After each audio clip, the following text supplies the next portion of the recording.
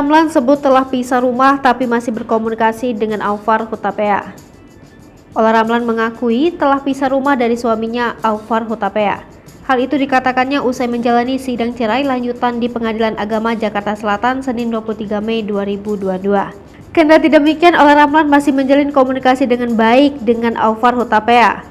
Dalam sidang kali ini, Ola Ramlan menghadirkan dua saksi dari pihak keluarga, yaitu sang adik Jelita Ramlan dan keponakannya Anderu Bioti.